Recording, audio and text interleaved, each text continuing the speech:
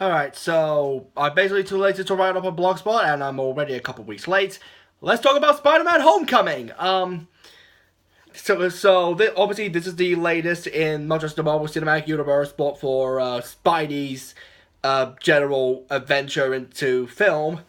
I guess I could very quickly talk about the other ones. I didn't mind the first one. I wasn't exactly that big a fan, even as a little kid, but the first one, it's fine. It is enjoyably silly, especially with Willem Dafoe's Green Goblin. It was just fun. I didn't really care for Tobey Maguire though. The second one, marked improvement. I liked the villain a lot more. The acting was better. The story was better. Just a generally better movie.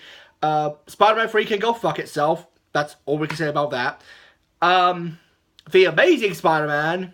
Well, it's in the title. I actually really liked that one. I think I actually liked Amazing Spider-Man the best. I mean, I know it's not the most well put together film, and there's a lot going on, but in terms of an actual Spider-Man movie, I feel like I sit down and say, yeah, Andrew Garfield is an awesome Spider-Man, and I definitely like Gwen Stacy in these films a hell of a lot more than Mary Jane Watson. And finally, Amazing Spider-Man 2.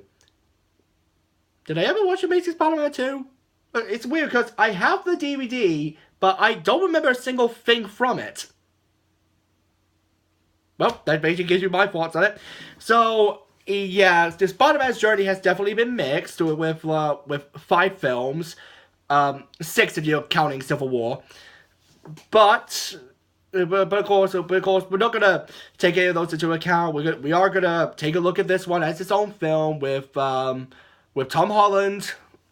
Um, I actually really like this one, but it's not flawless. It's definitely. I still don't think it's the best Spider-Man movie. Again, Amazing Spider-Man, in my opinion, is the best Spider-Man movie. But this one, it does things really well, but there are some things I wish it could have done better. The story is it's basically a couple months after the events of Civil War, where Peter Parker was recruited by Tony Stark, and now he just spends his time waiting for Tony Stark to call upon him if he wants to be an Avenger, and and of course he gets virtually nothing. Excuse me. And over those 2 months, he's just been, using the new suit, dealing with minor crimes, and he basically just wants to prove himself to Tony. Which, okay, I can totally understand that, because it's quickly established in this movie, it is a younger Peter Parker than we're used to, because, excuse me, they try to say with the Tobey Maguire and Andrew Garfield version that they're in high school.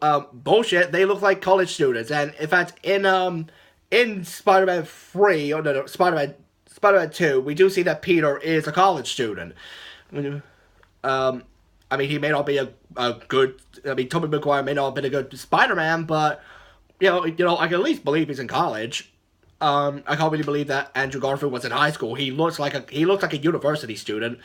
But Tom Holland, yeah, he looks young enough to be in high school. This basically is a young Spider-Man. And they do say that he is 15. So they are setting straight that this is a young, still very impressionable Spider-Man who I mean, they don't really reference what happened to Uncle Ben, because for those who don't know the Spider-Man story, I don't know where you've been for the last decade or two, but basically the core inspiration for Spider-Man, with the whole great power, great responsibility thing, is that he was unintentionally responsible for the death of Uncle Ben, in that he let a criminal go, and that criminal ended up killing Uncle Ben. They don't really mention Uncle Ben. All they mention is that he was just bitten by a radioactive spider, which I know people are kind of annoyed that we don't really get like the typical backstory for Spider-Man, but it's like, we already have 5 movies beforehand showing us the backstory for Spider-Man. We know the gist of what happens. He gets bitten by a spider. There's this girl he likes. His uncle gets killed, and he puts on the costume to become the neighborhood friendly Spider-Man. Or is it friendly neighborhood? I keep on mixing up the two. But but like I said, this is still a young, very impressionable Spider-Man who still has a lot to learn, even if he is given a pretty wicked costume. Um,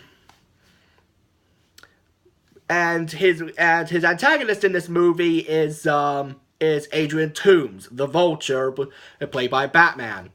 Well, okay, he's not technically Batman, it's Michael Keaton, but come on, we know him as Batman or the Birdman. But either way, in this movie, he's not so much a villain really, because the thing with Adrian was that after the attack in New York City, with all with the Chitauri and the Avengers First Real Team battle, he and his team started taking alien tech. Well, it's trying to fix the place up, but I think it was a member of Shield. I think it was, and who decided to just kick them out, which would potentially lose a lot of jobs. So they instead steal some alien tech and try to like study it, reverse engineer it, so that they can then use it for their own means, mainly to sell it on the black market and to pay for their families, which is the inspiration for Adrian in this movie. And I kind of like that. I like how we do have yet another Spider-Man villain who isn't just a one-dimensional bad guy. I mean, you got people like Eddie Brock in Spider-Man 3, who is just a one-dimensional asshole. But then you get more emotionally complex characters like Doctor Octopus, with how he doesn't really do what he does because he's evil. He's doing it to fulfill his lifelong ambition, which I could definitely see credit in that, even if he's just going to an extreme. Same thing with the Vulture here. He is going to an extreme, wearing this really wicked high-tech suit. I really like the Vulture suit in this movie. I think it's mainly the wings, the pilot jacket, and those green eyes. It's really creepy. But regardless, Adrian in this movie, he's not just a standard bad guy. He's doing what he does for his family. Speaking of his family, that leads us to Peter's love interest, whose name I've forgotten. Oh, that's why I'm recording this with my phone, so I can't even research it. But the love interest, who I'm not sure ever turned up in the comics. Did Peter ever have a love interest with a black chick? I'm not entirely sure. But point is, it's not Mary Jane or Gwen Stacy, unfortunately. But she doesn't really do much in this movie. And it's mainly nearer in the third act that we discover that she's Adrian Toomes' daughter, which does add a bit more dimension to the relationship between our hero and villain, because even though we don't really see Peter and Adrian interact with each other that much outside of their suits, the brief interaction they have is actually pretty decent, because we see Adrian is a very caring father. He's doing what he does for his family. But he is not kidding around. He will have to kill people if it means like providing for his family. And of course, keeping it a secret is keeping it a secret. It's not necessarily tearing the family apart, because they're not aware of that Adrian's the Vulture, but it is something that I think would eventually tear the family apart, because the love interest and the mom move away anyways. I'm really trying to think here. Other stuff I really do like. Tom Holland as Peter Parker and Spider-Man.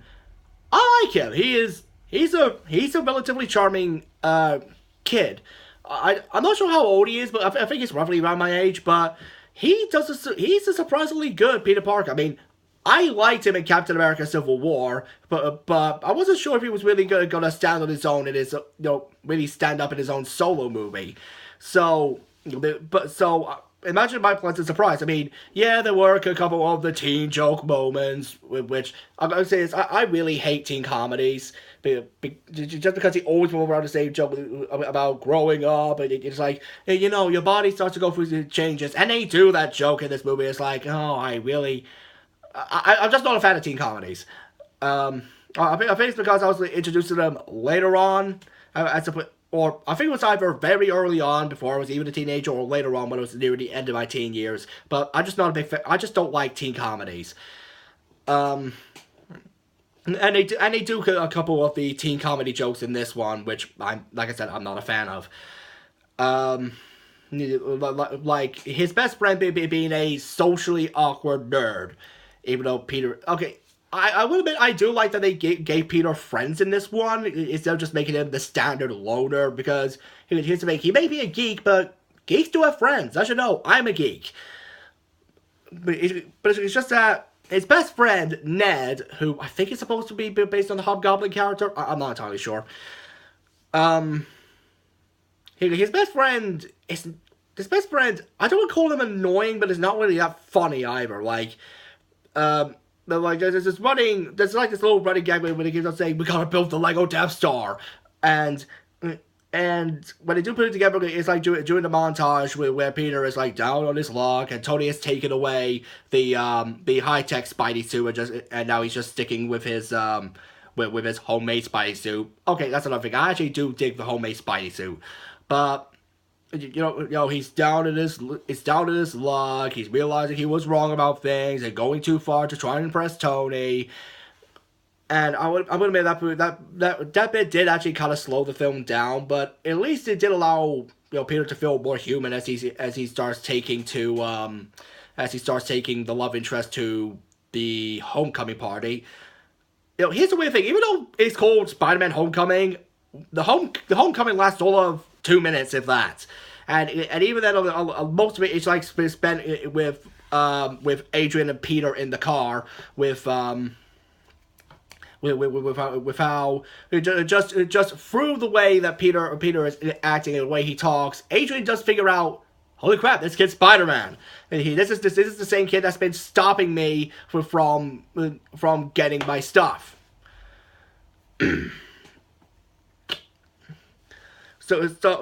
And like I said, I like that. I like that they show Adrian as smart enough to deduce this without then to just suddenly start to threaten him while his daughter's in front, because he doesn't want his daughter to see the kind of criminal he actually is. But like I said, most of the prom is literally just Peter and Adrian in the car with Adrian saying, "If you ever get in my way, I will kill you and everyone you love." So it's like.